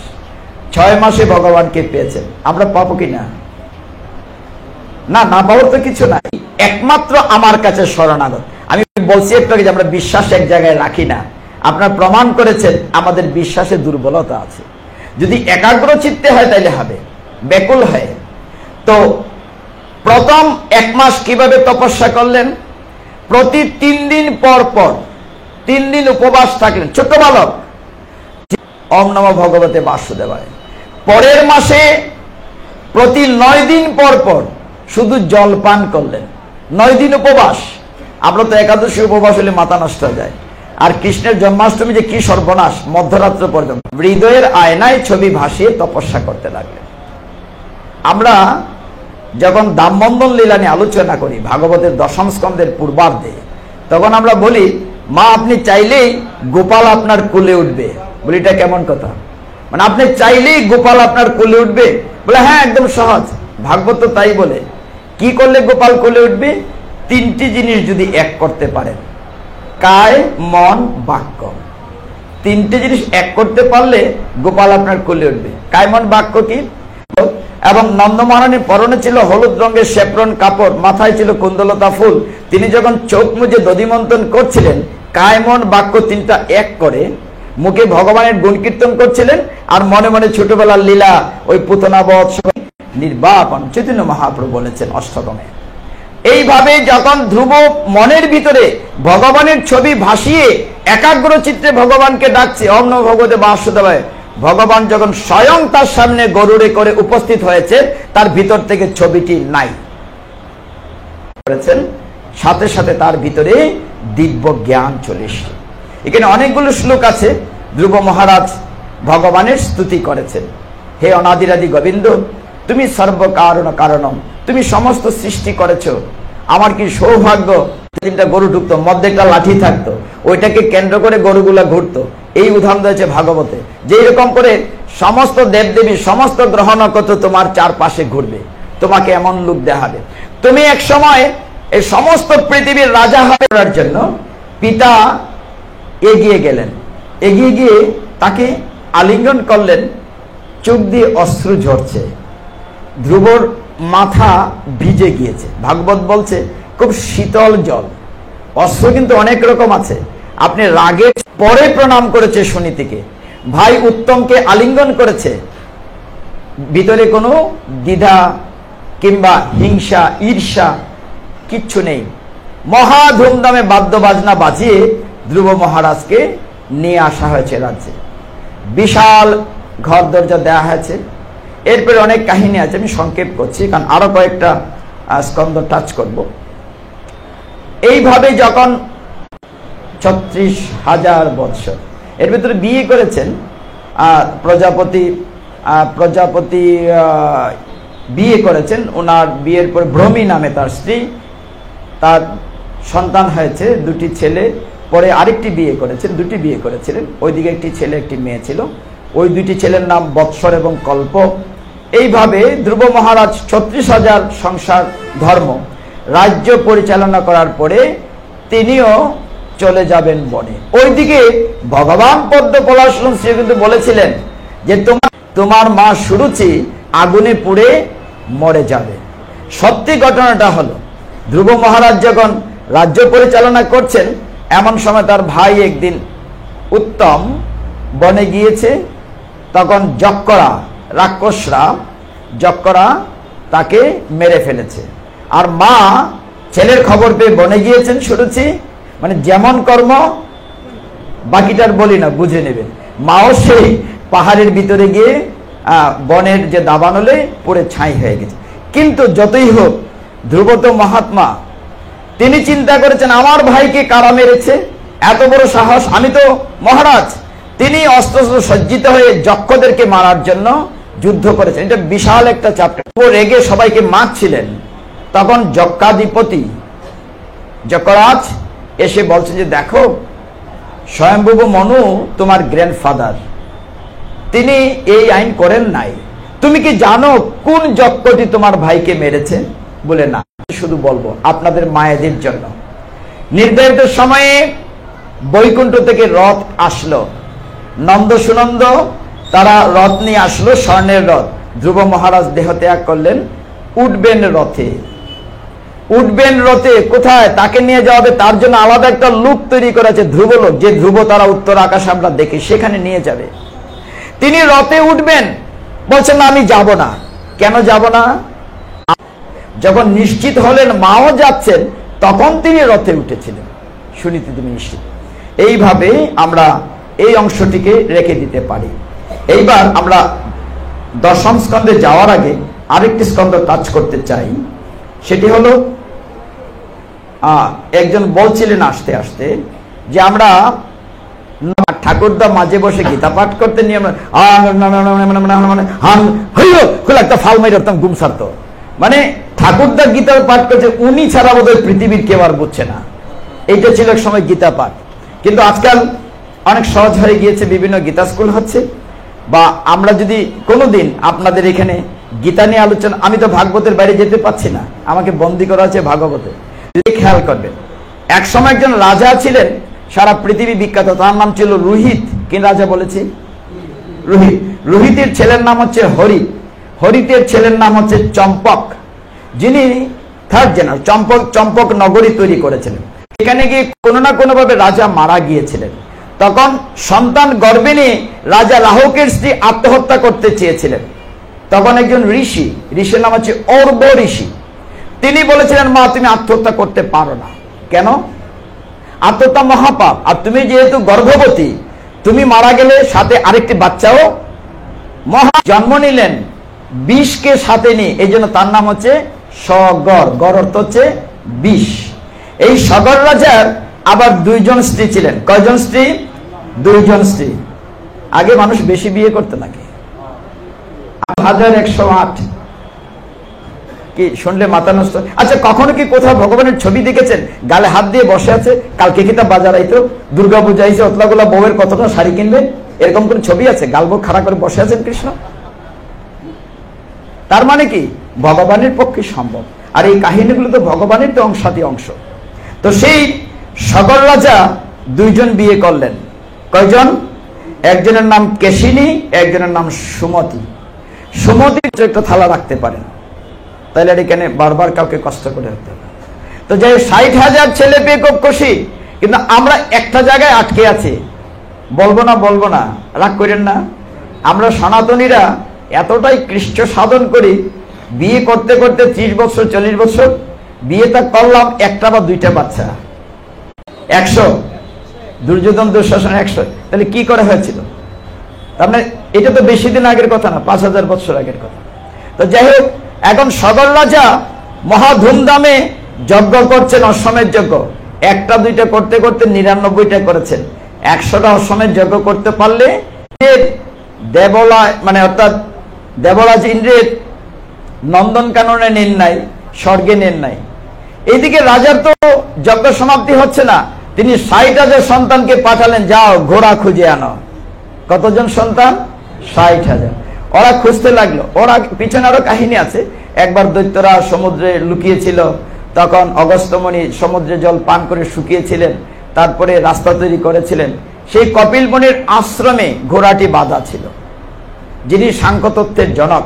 তো কপিল মুনির আশ্রমে ওই 60,000 মুনি রাস্তা করতে করতে সন্তান, 60,000 সন্তান আছে, আর মুনি তো তপস্যায় চোখ মুজে বসে আছে। ছেলেরা রাগ করেছে, বর্ষনা করছে, বেটা ভং ধরেছ না, আমার বাবার ঘোড়া তো চুরি করেছো, আবার চোখ মুজে ঢং করছো। মানে খুব পচা কথা বলছে, নোংরা কথা বলছে ছেলেরা। মুনির রাগ হলো। চোখ মুজে থাকলে কি হবে? ওরা তো জ্ঞানী তপস্বী। কপিল মুনির দেহ থেকে আগুন বেরোলো, আগুনে 60,000 সন্তান পুড়ে গেল, ঘোড়া নেওয়া হলো না, অপমৃত্যু হলো। এদিকে রাজা অপেক্ষা করতে করতে পাচ্ছেন না। তখন তিনি জানতে পেরেছেন যে ওই ছেলেদের কোথাও না কোথাও মৃত্যু হয়েছে। 100 যজ্ঞ হলো না। সেই সগর রাজার আরেকজন স্ত্রী ছিলেন, নাম ছিল কেশিনী। তার সন্তানের নাম কি মনে আছে? হ্যাঁ, অসমঞ্জস। আচ্ছা, কঠিন নাম, মনে রাখা। স্বয়ং গঙ্গা যদি কৃপা করে ওদের দেহ স্পর্শ হয়, এই কারণে মৃত্যুর পর আমরা ছাই গঙ্গায় ছাড়ি। ইন্দিরা গান্ধীর ছাই পাহাড় থেকে রাজীব গান্ধী গঙ্গায় ফেলেছিলেন, হিমালয়ে ফেলেছিলেন। তো এই ভগীরথ যখন শুনলেন এখন গঙ্গা কোথায় আছে, গঙ্গার খোঁজ নেন একটু। শাস্ত্র কি বলছিলেন এই অধ্যায়ে? তো চমৎকার দুটি লাইন আছে এই অধ্যায়ে। নিম্নগামান যথা গঙ্গা, বৈষ্ণবানাম যথা শম্ভু। বলা হচ্ছে নদীর মধ্যে শ্রেষ্ঠ গঙ্গা, আর বৈষ্ণবের মধ্যে শ্রেষ্ঠ হচ্ছে শিব ঠাকুর। শিব ঠাকুরকে আমরা অনেকে হাতে মানে কি গাজার কলকি দেই, এটা ঠিক না। বৈষ্ণব কখনো গাজা খায় না। আমার লোভ লাগে, আমি গাজা খাই, এখন আমার ইচ্ছা চরিতার্থ করার জন্য আরেক বেটার হাতে দৌড়াইয়া দেই। এগুলো মাথায় রাখবেন। শুদ্ধ বৈষ্ণবানাং যথা সম্ভব। তো নদীর মধ্যে শ্রেষ্ঠ কি করে? গঙ্গা কি পৃথিবীর মধ্যে সবচেয়ে লম্বা নদী? সবচেয়ে লম্বা তো নদী হচ্ছে নীল নদ। তাহলে কি চৌড়ায় বড়? চৌড়ায় বড় হচ্ছে আমাজন নদী ব্রাজিলের। তাহলে লম্বায় বড় না চৌড়ায় বড়? তো গঙ্গা শ্রেষ্ঠ হয় কি করে? শ্রেষ্ঠ এই কারণে, এটা হচ্ছে ভগবানের স্বয়ং দক্ষিণ চরণ থেকে জন্ম নিয়েছে। কিভাবে হয়েছে দেখেন। একবার নারদমুনি ভাবলেন যে আমি একটু গান বাজনা করব। তো তিনি এমন ভাবে গান বাজনা শুরু করলেন, নারদমুনি, বেসুরা গান বাজনা। সমস্ত রাগরাগিনী অসুস্থ হয়ে গেল। রাগরাগিনী বুঝি আমরা, আপনারা অনেকেই সঙ্গীতজ্ঞ এখানে আছেন, টিচার উস্তাদ আছেন, যেমন গান ভালো শ্রোতা ছাড়া আমি গান শোনাই না। আচ্ছা বলেন তো, যদি কেউ না থাকেন আমি কার সাথে কথা বলবো? ভালো শ্রোতা তো দরকার আছে, আপনাদের মতো জ্ঞানী লোকের দরকার আছে। কাকে থাকতে? যে স্বয়ং ভগবান শ্রোতা হতে হবে। ব্রহ্মা শ্রোতা। শ্রী বিষ্ণুর পাশে ছিলেন ব্রহ্মাজি, তিনি তার কমণ্ডল, ওই যে কেটলির মতো থাকে, কমণ্ডলের ভিতরে সমস্ত গঙ্গাকে রেখে দিয়েছেন। এখন আসেন সগর রাজার কাহিনীতে। ভগীরথ যখন জানলেন যে গঙ্গা ছাড়া তার পূর্বপুরুষ উদ্ধার হবে না, গঙ্গার প্রার্থনা করতে লাগলেন। গঙ্গা বলে, মানে জন্ম হয়েছে কিন্তু আমি এখন আছি ব্রহ্মার কমণ্ডলে, তাহলে ব্রহ্মাকে আগে খুশি করো। তখন ভগীরথ ব্রহ্মাকে খুশি করার জন্য ব্রহ্মার প্রার্থনা করতে লাগলেন। ব্রহ্মা খুশি হয়ে যে বললেন, ঠিক আছে আমি ছেড়ে দিলাম, আকাশ গঙ্গা থাকবে, কিন্তু আকাশ থেকে গঙ্গা যদি পৃথিবীতে পড়ে এত ভারী, যেমন ছাদের থেকে বৃষ্টির জল পড়লে নিচে গর্ত হয়ে যায়, পৃথিবী তো দেবে যাবে। তাহলে কি করতে হবে? এই ওজনটা ধারণ করার জন্য একজন মাত্র আছে, তার নাম হচ্ছে ভোলানাথ শিব ঠাকুর। তাকে গিয়ে রাজি করাও, সে যদি জটার মধ্যে গঙ্গাকে ধরতে পারে তবেই আমি নামবো। তাহলে ভগীরথ বিপদে বললেন, গেলেন শিব ঠাকুরের কাছে। ওম নমঃ শিবায়। শিব ঠাকুরের আরেক নাম আশুতোষ, অল্পে তুষ্ট। শিব ঠাকুরের 1000 নাম আছে। আপনারা ভগবানের অষ্টোত্তর শত নাম পড়েন, 108। শিব ঠাকুরের 1000 নাম আছে। শিব ঠাকুরের 1000 নাম নিয়ে আমি পাঠ করি শিব চতুর্দশীতে। অনেকের নামে একটা একটা পুরাণ আছে, শিবের নামে 2টো পুরাণ, শিব পুরাণ, লিঙ্গ পুরাণ। তো শিব ঠাকুর জটাধারী বলে শিব ঠাকুরের নাম হচ্ছে ধূর্যটি। তার হাতে অলংকার বলতে সাপের ফনা, সাপ। গলায় বউ আছে না পার্বতী দেবী, একটু লুকিয়ে রাখতে হবে না? হ্যাঁ, সবাই রাজা করে রাজ্য শাসন, রাজাকে শাসায় রানী, নিজের জনকে সকলে একটু ভয় পায়। তো তিনি লুকিয়ে রাখলেন। এইবার তো গঙ্গা আটকা পড়লেন শিব ঠাকুরের জটার ভিতরে। শিব ঠাকুর বলে, আমি ছোটাতে পারবো না, আগে পার্বতীকে খুশি করো। উনি যদি পারমিশন দেয় তাহলে আমি ছেড়ে দিতে পারবো। তখন ভগীরথ মাতা পার্বতী সাধন ভজন করে খুশি করলেন, মাথায় আছেন, এই জন্য গঙ্গাধর শিব। তো গঙ্গা মুক্তি পেলেন। এইবার ভগীরথ গঙ্গার প্রার্থনা করে বলে, চলো আমার সাথে। কোথায় যাব? যেখানে কপিল মুনির আশ্রমে আমার পূর্বপুরুষের দেহাবশেষ ছাই বস্য আছে, সেইখানে তুমি যাবে, তাহলেই আমার পূর্বপুরুষ উদ্ধার পাবে। আমি তো রাস্তা চিনি না। তখন ভগীরথ বল, আমি সামনে বায়ু বেগে, বাতাসের বেগে শঙ্খ বাজিয়ে বাজিয়ে যাব, আর মা গঙ্গা তুমি আমার পশ্চাৎ পশ্চাৎ আসবে। এই ছবিগুলো ক্যালেন্ডারে থাকবে, মাঝে মধ্যে দেখা যায়। মানে ভগীরথ শঙ্খ বাজাচ্ছে, পেছনে মা গঙ্গা দৌড়ে যাচ্ছে। কিছুক্ষণ যাওয়ার পরে হঠাৎ একটি আশ্রম পাওয়া গেল, একটা মনির আশ্রম। আশ্রমটি হচ্ছে এমন এক মনির নাম হচ্ছে জন্মমণি। কি নাম? কেউ কেউ জাহ্নমণিও বলেন। জন্মমণির একটি আশ্রম, পর্ণকুটির, কুড়েঘর। ভগীরথ ওই ঘরটা পাশ কাটিয়ে গিয়েছেন, গঙ্গার ভিতরে কিঞ্চিত অহংকার চলে আসছে। তিনি কি করলেন, ওই মনির আশ্রমের উপর দিয়ে জল খুব বেগে, গঙ্গা যখন আসে, যখন আপনার জোয়ার, এরকম এই মনির আশ্রম ভেঙে চলে গেলেন। যেই ভেঙে যেতে চাইলেন, মণি তো যেই সেই মণি না, তিনি করে সমস্ত গঙ্গাকে গিলে ফেললেন। এইবার গঙ্গা কোথায়? আমরা হাঁটুকে আরেকটা শব্দ বলি জানু, জানু অর্থ হাঁটু, নি। তো তিনি বললেন হাঁটু ছিঁড়ে, জানু ছিঁড়ে গঙ্গাকে বের করে দিলেন। এই জন্য গঙ্গার আরেক নাম জাহ্নবী। জানু ছিঁড়ে বের করে দিয়েছেন বলে ওই জন্মমণি, এই জন্য গঙ্গার আরেক নাম হলো জাহ্নবী। আমাদের ভাগবত এত তথ্য সমৃদ্ধ, খালি গল্প না, অনেক তত্ত্ব সমৃদ্ধ, অনেক সায়েন্স। তো জাহ্নবীকে নিয়ে ভগীরথ যেতে যেতে এখানে আবার গঙ্গা, আকাশ গঙ্গা 2 ভাগ হয়ে গিয়েছিল। ভারতে যেখানে গঙ্গা সাগরের মেলা হয় অপমৃত্যুর হাত থেকে, আর এদিকে ভগীরথ যে গঙ্গাকে নিয়ে প্রতিষ্ঠিত করলেন পৃথিবীতে, এর জন্য গঙ্গার আরেক নাম হলো ভাগীরথী। গঙ্গার আরেক নাম হচ্ছে ভাগীরথী। তাহলে আমরা এখানে এটা রেখে দিই, নাহলে শেষ করতে পারবো না। সবকিছুকে আটকানো যায়, ঘড়ির কাঁটাকে আটকানো যায় না। আমাদের প্রথম অধ্যায় হচ্ছে পৃথিবীর প্রার্থনা, দ্বিতীয় অধ্যায় হচ্ছে গর্ভস্থ আমরা দেবকীর গর্ভের ভিতরে কৃষ্ণের প্রার্থনা, এরকম অনেকগুলো অধ্যায়। তারপরে কৃষ্ণের সময় একেবারে রাসলীলা পর্যন্ত শুনেন। কিন্তু আমার যেহেতু একজন ক্লাসমেট বন্ধুবরের সাথে অনেকদিন পরে দেখা হলো, তাহলে ক্লাসমেটের কথাটাই বলি। ভগবান ছোটবেলায় পড়াশোনা করেছেন, পড়াশোনা করার দরকার ছিল ওনার? দরকার কি ছিল? ছিল না। তিনি স্বয়ং ভগবান, কিন্তু লোক শিক্ষা দেওয়ার জন্য তিনিও ভগবান 10 বৎসর 11 মাস পর্যন্ত ব্রজে ছিলেন। সেখান থেকে অনুসারে আপনারা জানেন 125 বছর, ঠিক কিনা প্রভু? তিনি 125 বছর নরলীলা করেছেন। 12 আর 13 ব্রজে এবং মথুরায় মিলে 25 বছর, 12 বছর আর 13 বছর। ব্রজ থেকে যখন তিনি অক্রূরের রথে করে মথুরাতে গিয়েছেন, আর কি ধর্মটাকে কোথায় নিয়ে যাওয়া হয়েছে? আমার কথায় অপরাধ নেবেন না, কিন্তু কখনোই রাধারানীর ওই বয়সে কৃষ্ণের সাথে দেখাই হয় নাই। একবার যদিও কুরুক্ষেত্রের যুদ্ধক্ষেত্রে সূর্য গ্রহণের সময় ব্রজবাসীরা গিয়েছিলেন, কৃষ্ণ বলরামকে নিয়ে এসেছিলেন। সেখানে আমি আবার আসব, রাধারানী ললিতা বিশাখা সেই বিরহ যন্ত্রণায় সেইখানেই ছিলেন। কৃষ্ণ কখনোই ব্রজে ফিরে আসেন নাই। কতক্ষণ বয়স? কোথাও লেখা আছে 11 বৎসর, কোথাও লেখা আছে 10 বৎসর 11 মাস, কোথাও বলেন 12 বৎসরই। 12 বছর কি যুবক না। এইভাবে ভগবান আমাদেরকে লোক শিক্ষা দেওয়ার জন্য তিনি মথুরাতে গিয়ে পড়াশোনা করতে গিয়েছিলেন। কার মন্দিরে, কোন মনির আশ্রমে? স্বামী পৌঁছাতে পারবেন না, ভগবত ধামে অভিষ্ট লোকে পৌঁছাতে পারবেন না। পঞ্চ পাণ্ডব তার স্ত্রী দ্রৌপদী সহ হেঁটে যাচ্ছিল স্বর্গে, ঠিক না? হেঁটে যাচ্ছিল কিনা? সাথে একটি কুকুর যাচ্ছিল ধর্ম।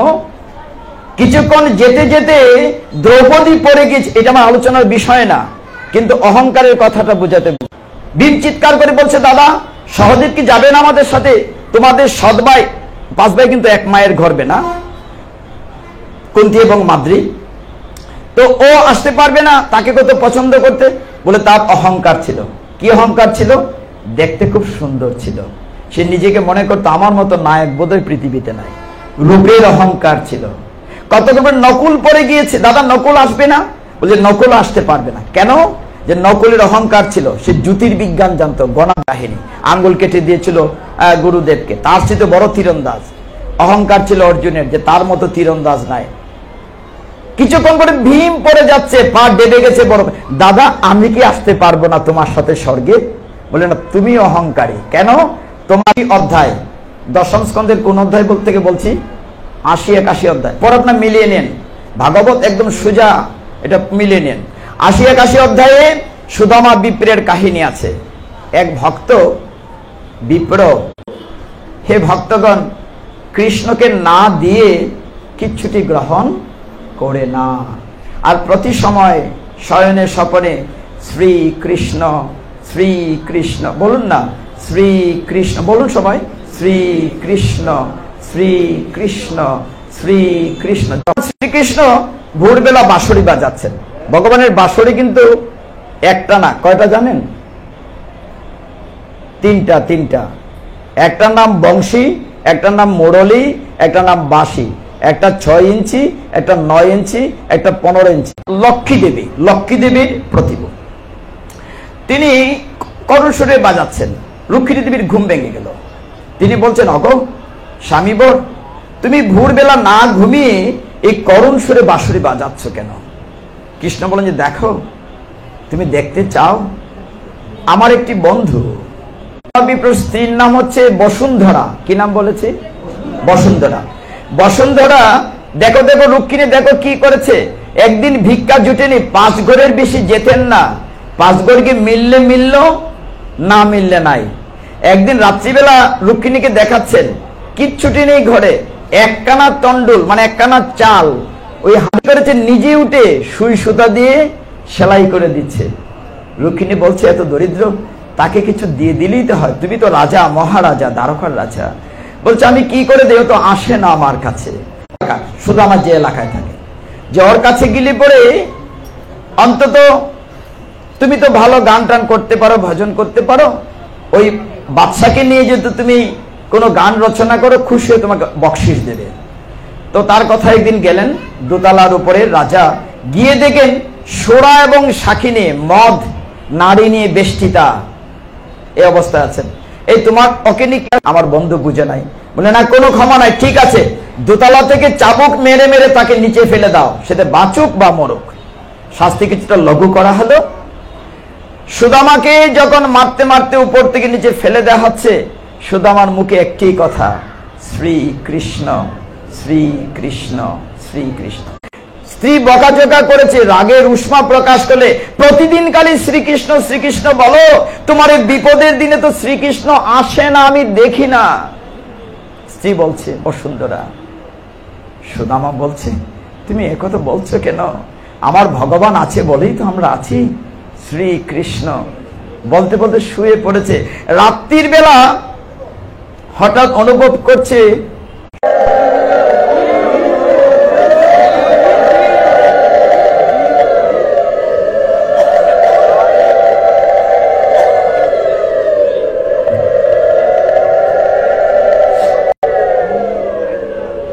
রাত্রিবেলা অনুভব করলেন সুদামা বিপ্র যে তার গায়ে কিছু লেপন করা হচ্ছে। ঘুমের ঘুরে বলছেন, অগো বসুন্ধরা, তোমাকে না নিষেধ করেছি তৈল লাগাবে না আমার গায়ে, তৈল ফুরিয়ে যাবে। বসুন্ধরার ঘুম ভেঙেছে, না না, আমি তো তোমাকে তৈল লাগাচ্ছি না। চেয়ে দেখলেন তার সারা গায়ে চুপ চুপ সাদা মাখন লেগে আছে, আর খাটের উপরে বাটিখানা পড়ে আছে। ভগবান স্বয়ং এসে কি নিয়ে যাই? বসুন্ধরা বলছে, তুমি একটু অপেক্ষা করো, আমি কটিগড় ভিক্ষা করে আসি।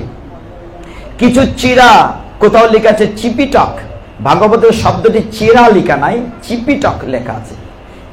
একটু চিরা তিনি ছিন্ন উত্তরীয়র মাথায় তপ্ত মরুভূমির মতো কর্কট বালু, যেতে যেতে একটু চিরা গাইটে করে নিয়ে যখন রাজবাড়ির কাছাকাছি একটি বাজারে গেলেন, সবাই একটু খুঁড়িয়ে খুঁড়িয়ে হাঁটতেন। সুদামা আমাদের মতো সুস্থ খুঁড়িয়ে হাঁটতেন। তো তিনি যাচ্ছেন, সে আবার রাজার বন্ধু হয়, হতে পারে বন্ধু, এরকম হতে পারে যে হতেই পারে না বন্ধু, ঠাট্টা করছে।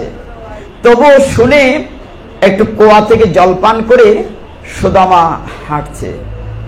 শ্রীকৃষ্ণ যখন রাজবাড়ির বাইরের দরজায় গিয়েছে, দ্বারপাল আটকে যায়, তুমি কোথায় যাচ্ছ? বলে, আমার বন্ধুর বাড়ি যাব। ওই যে বাড়িটা, ওইটা আমার বন্ধুর বাড়ি না, এই রাজাদিরাজ, দ্বারকেশ্বর শ্রীকৃষ্ণ। দাঁড়াও দাঁড়াও দাঁড়াও, আমি আগে জেনে আসি। দ্বারপাল ভিতরে গিয়েছে। কৃষ্ণ তখন রুক্মিণী দেবীর খাটের উপরে বসে আছেন, অন্য রানীরা বেজন করছে, বাতাস করছে। দ্বারপাল দাঁড়িয়েছে। হে জনার্দন, একজন দর্শনার্থী আপনার সাথে দেখা, সমস্যাটা অন্য জায়গায়, ব্রাহ্মণকে আটকাতাম না, কিন্তু আমার মনে হচ্ছে তার মাথায় গন্ডগোল আছে। সে বলছে সে নাকি আপনার বন্ধু, তার দেহের বিবরণটি এরকম, কাজেই তাকে আসতে দেই নাই, আপনার পরিচয় জানতে চেয়েছি। তখন কৃষ্ণ বললেন, কৃষ্ণ তো অন্তর্যামী, সবই জানেন। তিনি বলছেন, তুমি কি তার নাম জিজ্ঞাসা করেছ? কোত্থেকে এসেছে? বলছে, নাম বলেছে কি যেন সুদামা। হে ভক্তগণ, যখনই শুনেছেন ভগবান সুদামা, তিনি আর সেই সিংহাসনে থাকতে পারেন নাই, দৌড় দিয়ে শুরু করেছেন, সুদামা সুদামা বলে ডাকতে ডাকতে বার হয়েছেন। সুদামা, ওইদিকে সুদামা অনেকক্ষণ দরজায় দাঁড়াতে দাঁড়াতে, দ্বার রক্ষীর সামনে দাঁড়াতে দাঁড়াতে সুদামা ঘুরে গিয়েছেন। হয়তো দ্বার রক্ষীর মধ্য দিয়ে ভগবানের কাছে খবর পৌঁছে নাই, আমি তার ছোটবেলার বন্ধু এসেছি, খবর পৌঁছে নাই। সুদামা ঘুরে যাচ্ছিল। ভগবান যখন নামলেন, কোথায় মুকুট পড়েছে, কোথায় উত্তরীয় পড়েছে, কোথায় কস্তব মণির হার পড়েছে, পরিচারিকারা ডালা নিয়ে, পুষ্প ডালা দাঁড়িয়েছিল, ভগবানের হাত লেগে কোথায় পড়েছে। দৌড়াতে দৌড়াতে যাচ্ছেন সেই রাজপথে, সেই বাজারের দিকে।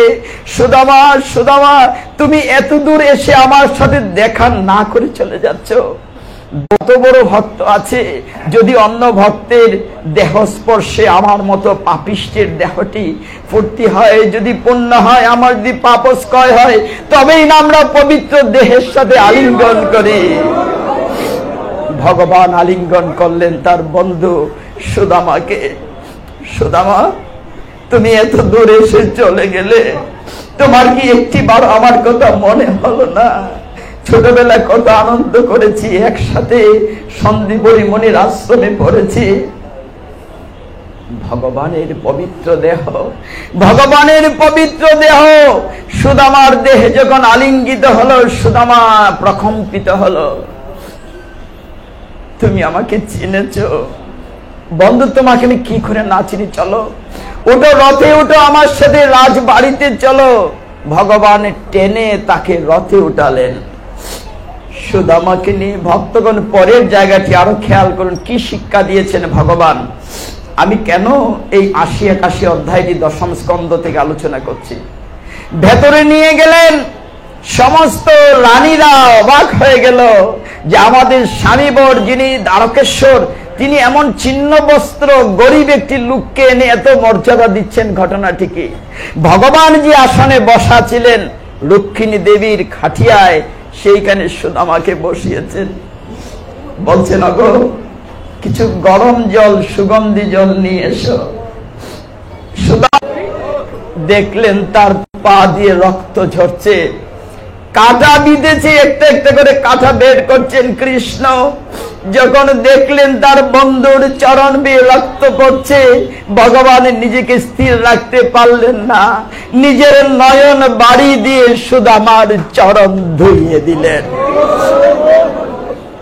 অহংকার কোথায়?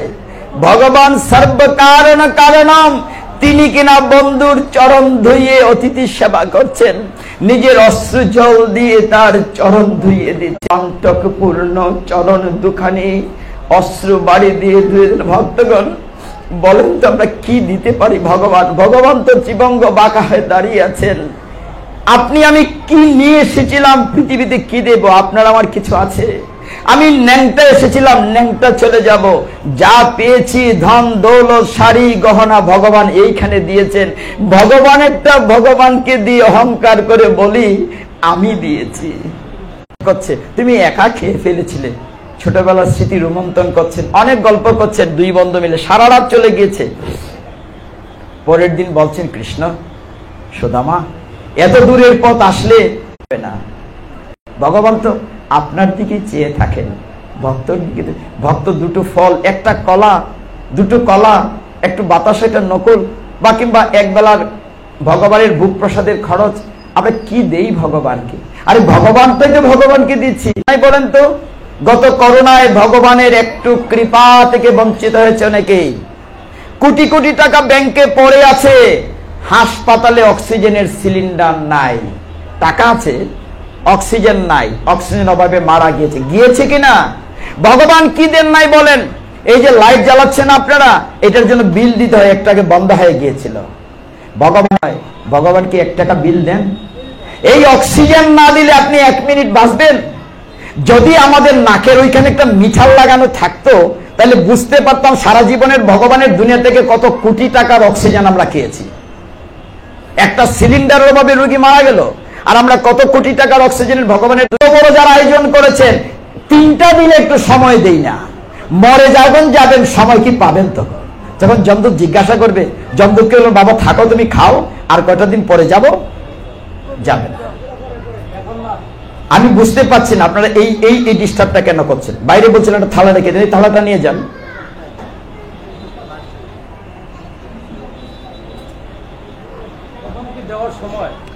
তারপরে দিলে বাইরে রাখেন, ভিতরে হোমিওপ্যাথি ডাক্তার করে, ডাক্তাররা নাকি বলে 8 ঘন্টা ঘুমাইতে হবে। কয় ঘন্টা? আমরা তো 4 ঘন্টা ঘুমানোর সময় পাই না। আমরা কি অসুস্থ? আমরা যত রাত্রে ঘুমাই উঠি কিন্তু 3:30টায়। এটি কিন্তু হিন্দুদের নিয়ম, সনাতন ধর্মে ব্রহ্ম মুহূর্তে উঠে।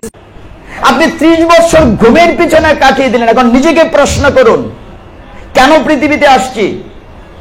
ভগবানের দাস রূপে ভগবানের সেবা করার জন্য। তাহলে আমার জীবনটা বৃথা গেল না? ব্যবসা ব্যবসা ব্যবসা, চাকরি চাকরি চাকরি, সংসার সংসার করে কাটিয়ে দিলাম। বালিশে নিশ্চিন পুটলি বের করেছে, তার উত্তরের মধ্যে বাধা, ওইটা খুলে থাবা দিয়ে চিরা খেয়েছে 1 মুষ্টি ভগবান। আহ কি অমৃত, এত ভালো জিনিস তুমি লুকিয়ে রেখেছো।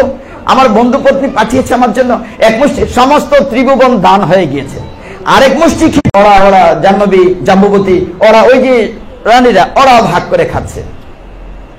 সকাল হয়েছে, বিকাল হয়েছে, সুদামা ফিরে চলল। এই জায়গাটা দিয়ে শেষ করব এই অধ্যায়টি। সুদামা হাঁটছে আর ভাবছে, আমি তো কিছু।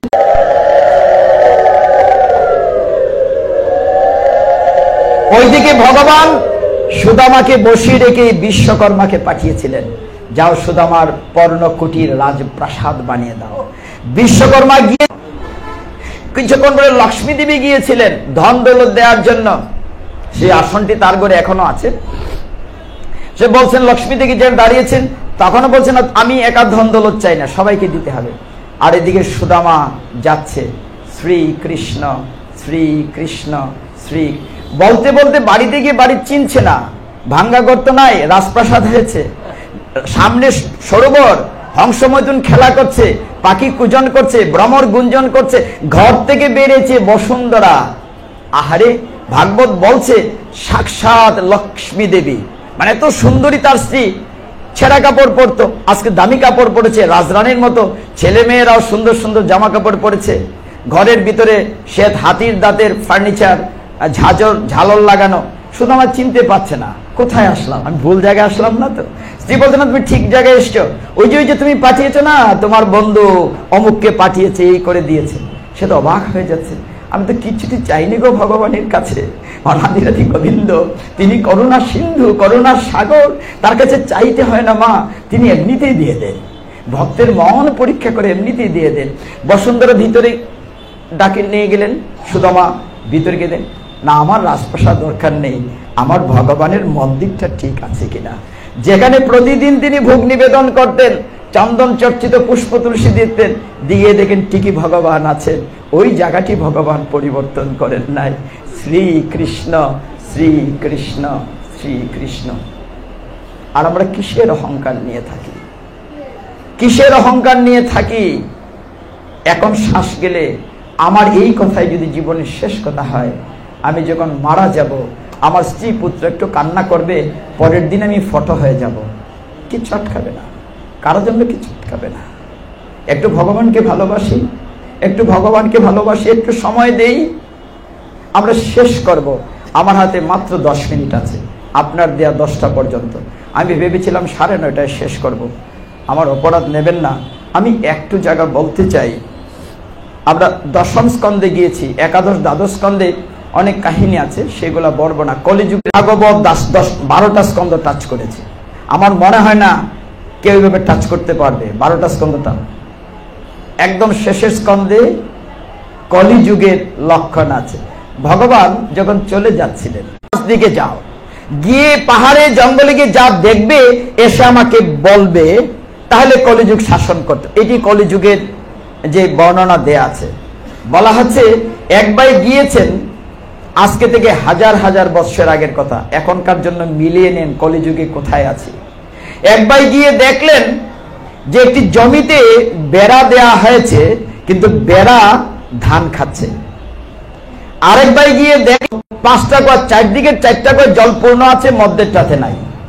আরেক জায়গায় ভাই দেখলো, অর্জুনে দেখলো উপর থেকে, পাহাড়ের উপর থেকে পাথর পড়ছে, বিশাল পাথর, তাদের উপরেই পড়ে যাবে, পড়তে পড়তে নিচে ছোট্ট একটি গাছের ডালে পাথরটা আটকে গেছে। 5 ভাই ফিরে গেল, ভগবানকে বললো আমরা এইগুলো দেখেছি। ও তোমরা দেখেছো যে এইগুলোই কলিযুগের লক্ষণ। বললাম তো বুঝলাম না, একটু বুঝিয়ে বলুন, এই লক্ষণগুলো কি বুঝিয়ে বলুন। বলে দেখেছো যে তোমরা কি প্রথম কি দেখেছিল, বেড়া ধান খাচ্ছে, যে কলিযুগে রক্ষক ভক্ষক হয়ে যাবে, যার উপরে দায়িত্ব দেবে, বিদেশ থেকে টাকা পাঠাচ্ছ ভাইয়ে বাড়ি গাড়ি দেখে রাখার জন্য, সেটেলমেন্ট অফিসার গেছে, তার নামে সব বাড়ি উঠাই ফেলছে।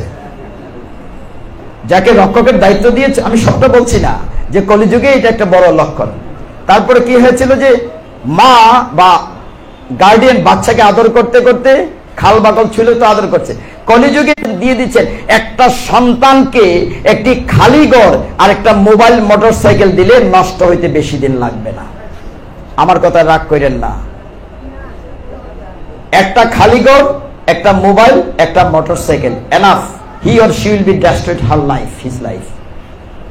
আদর করতে করতে এত আদর করবে সন্তানকে, এটা হচ্ছে একটা লক্ষণ।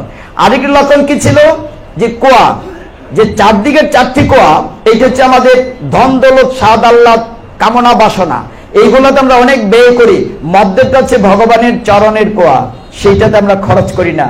যিনি আয়োজন করছেন তিনি বুঝবেন, যারা উৎসব আয়োজন তারা বুঝবেন। এমনি কত টাকা কত দিকে খরচ করে, কিন্তু যদি বলেন উৎসবের জন্য চাঁদা দাও, না গো এবার ব্যবসাটা ভালো। কিন্তু কলিযুগে সন্তানরা পিতাকে ততটা ফিরিয়ে দেবে না। আরেকটি সর্বশেষ যেটি লক্ষণ, কলিযুগে সবই খারাপ, সবই খারাপ।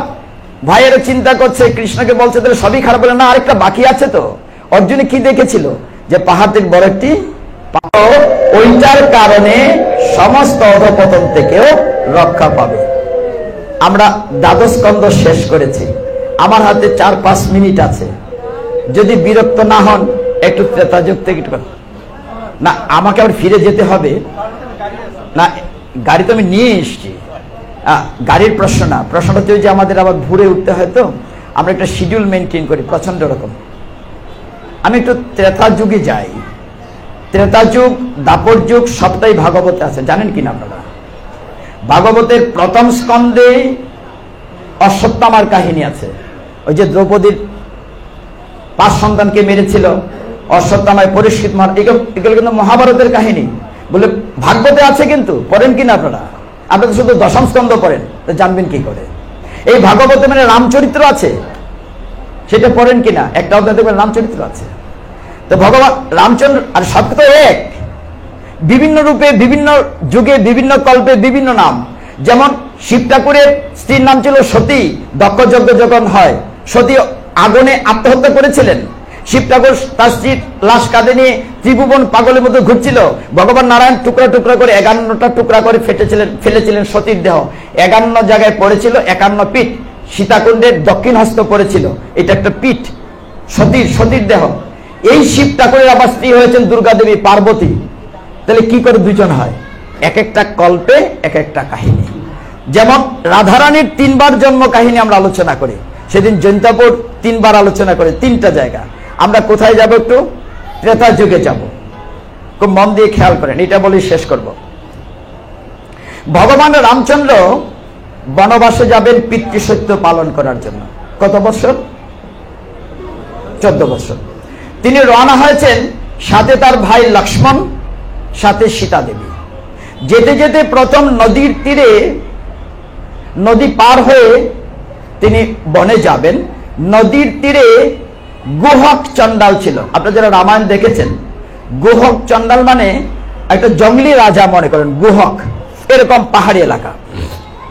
তাই বলছি, গুহকের বাড়িতে ভগবান রামচন্দ্রের খুব ভক্ত, ভগবান রামচন্দ্রের খুব শিষ্য বটে, বন্ধুও বটে। জানি না আমার বন্ধু আজকে থাকতে দিবে কিনা তাদের বাড়িতে। গুহক চণ্ডাল কিন্তু থাকতে দিয়েছিল। আমি বন্ধুকে নিয়ে কিন্তু ওই সুদামা বিপ্রের কাহিনী বলেছি, আপনি খেয়াল করুন, লিঙ্ক আছে, কিন্তু ক্লাসমেট নিয়ে কথা বলেছি। এখানে আরেকটি লোক আমার খুব পরিচিত, যে প্রকৌশলী অসিত বাবু, তো ইঞ্জিনিয়ার, ওনার সাথে আমি দীর্ঘদিন এক ছাদের নিচে চাকরি করেছি বালাগঞ্জে। আমি 37 বছর সরকারি চাকরি করে 5 বছর রিটায়ার্ড করেছি। তো সেখানে ভগবান রামচরিত্রের আলোচনা হচ্ছে। দর্শকদের মধ্যে একজন মাঝি ছিল। কে ছিল? মাঝির নাম ছিল কিবট। গুগলে সার্চ করলে দেখবেন ডব্লিউ দিয়ে লেখা আছে কিয়ট, নাম হচ্ছে কিবট মাঝি। কিবট মাঝিও শুনছিল আর 2 নয়নের জল পড়ছিল রামচন্দ্রের কাহিনী শুনে। সে ছিল মাঝি। একটু মন দিয়ে খেয়াল করুন, করতে চাই না, যদি গীতা পাঠ হইতো তাহলে গীতাতে যেতাম, গীতা আমি টাচ করছি না। কিবট মাঝিও শুনছিল ভগবান রামচন্দ্রের চরিত্র, 2 নয়ন বেয়ে জল পড়ছিল। রাত্রিবেলা শেষে ভগবান যখন নিদ্রা গেলেন, বিশ্রাম না, আমার একটাই অনুরোধ, কালকে সমস্ত নৌকা সরিয়ে দাও, শুধু আমার নৌকাখানা মাঝখানে থাকবে। সকাল হলো, ভগবানের রামচন্দ্র লক্ষ্মণকে নিয়ে, সীতামাকে নিয়ে নদীর ঘাটে গেলেন। মাঝি কিন্তু নদীর তীরে নয়, মাঝখানে নৌকাতে বসে। কিবট মাঝি উল্টো হয়ে বসেছে, ঘাটের দিকে না, পিছন ফিরে বসে আছে। ভগবান ডাকছেন রামচন্দ্র, হে কিবট, নৌকা ভিড়াও। কিবট ডাকছেন, ভিড়াচ্ছে না নৌকা, ও শুনছে, ভিড়াচ্ছে না। লক্ষ্মণের রাগ হয়েছে, কিরে বেটা, শুনতে পাস নাই? ভগবান স্বয়ং তোকে ডাকছে আর তুই বসে আছিস মধ্য নদীতে। কিবট বলতে চাইছেন, নৌকায় কিছুটা জল আছে, জল ডিঙ্গি উঠতে হয়। না না, উঠবেন না। কিবট মাঝি বলছে, ভগবান আমি শুনেছি আপনি যেখানে চরণ রাখেন সেই জায়গাটি পাথর হয়ে যায়, শিলা হয়ে যায়। আমি গরিব মাঝি, একটা মাত্র ভাঙ্গা নৌকা, এইটা দিয়ে আমি জীবিকা নির্বাহ করি। যদি আপনি উঠেন, আমার নৌকাখানা পাথর হয়ে যায়, আমি সংসার চালাবো কি করে? আপনি উঠবেন না, আর এই যে জল পাড়ি উঠতে হবে, তো আমার নৌকাটা নোংরা হবে, আপনি বরঞ্চ পাটা ধুয়ে উঠেন। ভক্ত সুযোগ খুঁজে, কৃষ্ণ ভক্ত বড় চতুর, ভগবান আপনি পেয়েছেন, আমার নৌকায় উঠাবো, হ্যাঁ, সুযোগ 2 বার পাবো, আমি আপনার চরণ কানা ধুইয়ে দেই। ভগবান রামচন্দ্রের চরণ ধুইয়েছে কিবট মাঝি, লক্ষ্মণের চরণ ধুইয়েছে, সীতামার চরণ ধুইয়েছে। পার হলে নৌকা ঘুরছে, নদীতেই ঘোরাচ্ছে। লক্ষ্মণ রাগ করবে, বেটা মাঝি, এত সময় লাগে নদী পার হতে, খালি ঘোরাচ্ছিস। প্রভু গো, নদীর তীরে নিলেই তো ভগবান চলে যাবেন, আরেকটু সময় আমি ভগবানকে দেখি 2 নয়ন। হ্যাঁ, এই আংটি কানা রাখো টাকার পরিবর্তে, আমার তো করি নেই সাথে। কিবট মাঝি চিৎকার করে বলছে, প্রভু গো, আমি তোমার করি নেব না, তুমি আমি এক জাত, এক জাতের কাছ থেকে নেয় না, একজন ড্রাইভার আরেকজনের ড্রাইভারের কাছ থেকে ভাড়া নেয় না। বলে তুমি আমি এক জাত, কি রে কি বদমাশ, আমি তো বুঝতে পারলাম না। বলে কি করে বুঝবেন প্রভু, আমি হচ্ছি খেয়া নদীর তরুণী আর আপনি হচ্ছেন ভব নদীর তরুণী। আমি হচ্ছি এই নদীর মাঝি, আপনি হচ্ছেন ভব নদীর মাঝি। শেষের দিনে আমার করি নাই কিচ্ছু দিতে পারবো না, দয়া করে আজকে আমিও আপনার কাছ থেকে করি নেব না। এই হচ্ছেন ভক্ত। শেষের দিনের পারের করি কি আমরা জমাতে পেরেছি প্রভু? একটু ভাবুন না, কত সময় আপনার জীবন থেকে 90 বৎসরের মধ্যে 30টি বৎসর মামার বাড়ি থেকে এসেছি। মহাপ্রভুর কথা বলে শেষ করি। মহাপ্রভুর কথা একটু 2 মিনিট না বললে আমি ঋণী থাকবো, কারণ কলিযুগ পাবন অবতার শ্রীমন মহাপ্রভু না আসলে সনাতন ধর্মই থাকতো না, সনাতন ধর্ম বিলীন হয়ে যেত। মহাপ্রভু আচণ্ডালে প্রেম বিলিয়েছেন। এই যে জগাই মাদাই না, আমরা যে এক পঙ্গতে বসে খিচুড়ি খাই, কে ব্রাহ্মণ কে চণ্ডাল। আমি কলি যুগে যাব, আমি কলি যুগে যাব, রাধার কান্তি নেব, থাকবে না হাতে মোহন বাঁশি, আমি ভক্ত সঙ্গ বড় ভালোবাসি। তিনি যে মহাপ্রভুর রূপে আসবেন আগেই বলেছেন, সেই দাপর যুগের শেষে হাজার হাজার বৎসরের গ্রন্থে, আমি কলি যুগে যাব, রাধার কান্তি নেব, থাকবে না হাতে মোহন বাঁশি, আমি ভক্ত সঙ্গ বড় ভালোবাসি। মহাপ্রভুর সাথে প্রথম নিত্যানন্দ প্রভু দেখা হয়েছিল নন্দন আচার্যের বাড়িতে। যদি আজকে চৈতন্য চরিতামৃত পাঠ হতো তাহলে ওই আলোচনাগুলো করতাম। আজকে তো পাঠ হচ্ছে ভাগবত। তো নন্দন আচার্যের বাড়িতে যখন 2 ভাই দেখা হয়েছে, নিত্যানন্দ মানে বলরাম, মোর কৌপিন পরা, কৌপিন মানে কি সন্ন্যাসের 8টা কাপড় পরে। তিনি যে এই যুগে এসে মহাপ্রভু সন্ন্যাস ধর্ম দীক্ষা নিয়েছিলেন কেশব ভারতীর কাছে। ভগবান মহাপ্রভুর প্রথম গুরুদেব হচ্ছেন ঈশ্বরপুরী, আর সন্ন্যাস দীক্ষা নিয়েছিলেন কেশব ভারতীর কাছ থেকে। তো এইভাবে বলছিলাম, আমি কলি যুগে যাব, রাধার কান্তি নেব, থাকবে না হাতে মোহন বাঁশি, আমি ভক্ত সঙ্গ বড় ভালো। Subscribe to our YouTube channel.